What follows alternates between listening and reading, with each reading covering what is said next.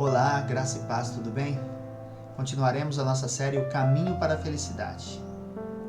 E hoje começaremos a falar das bem-aventuranças. Vamos entrar nos 8 passos que nos levam ao caminho para a felicidade. E o primeiro deles está em Mateus capítulo 5, versículo 1 ao 3.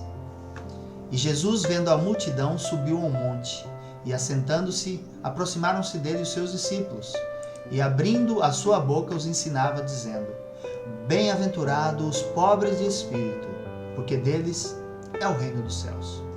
E o primeiro passo, então, é a felicidade dos pobres de espírito. Antes de meditarmos nessa primeira bem-aventurança, precisamos esclarecer uma coisa. O que não significa ser pobre de espírito? Primeiro, não significa pobreza financeira. A pobreza em si não é um bem, da mesma forma que a riqueza em si não é um mal.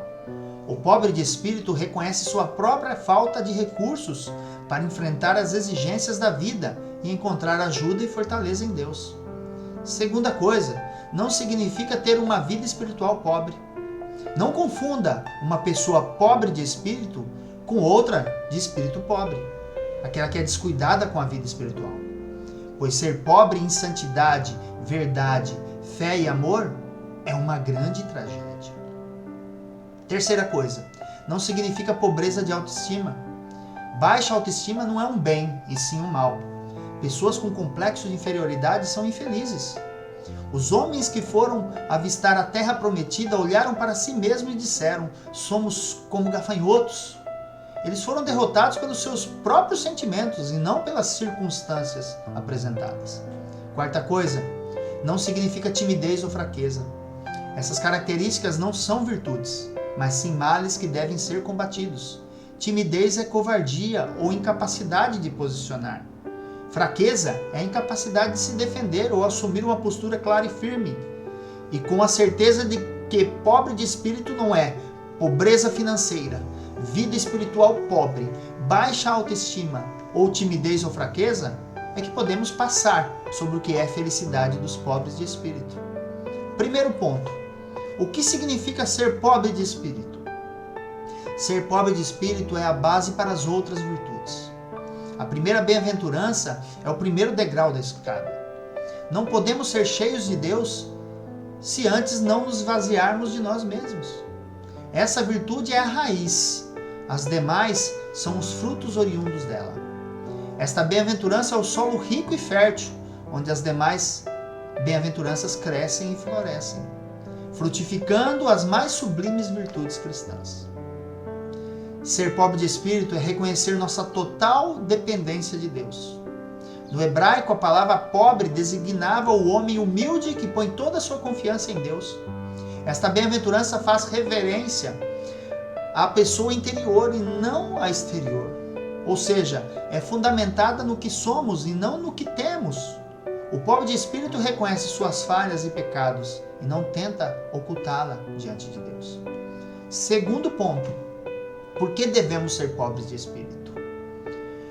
Porque enquanto você não for pobre de espírito, jamais Cristo será precioso para você. Enquanto você não reconhecer que está perdido, jamais buscará o refúgio em Cristo e jamais desejará o perdão e a graça de Cristo. Porque enquanto você não for pobre de espírito, não estará pronto para receber a graça de Deus. Se você se sentir autossuficiente e cheio de si mesmo, nunca poderá ser cheio de Deus. Aqueles que pensam que estão são, nunca buscam um médico. E porque enquanto você não for pobre de espírito, não poderá ir para o céu. Porque dos tais é o reino dos céus. Os que consideram grandes aos seus próprios olhos nunca alcançarão o reino de Deus. Terceiro ponto. Como podemos saber que somos pobres de espírito? Quando servimos a Deus pelos méritos alcançados por Cristo. Quando não o fazemos em troca de algo para agradar alguém, mas sim porque Cristo se entregou por nós. Por isso a Ele toda a honra, toda a glória e todo o louvor. Quando o nosso coração está desprovido de vaidade. Quanto mais graça você recebe, mais humilde você deve se tornar, porque mais devedor se reconhece.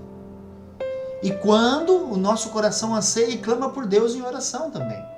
Você sempre quer mais de Deus, está sempre batendo na porta da graça, está sempre derramando suas lágrimas no altar. Concluímos que felizes são os humildes, porque deles é o reino dos céus. E este reino é de graça e glória, graça no presente e glória no futuro.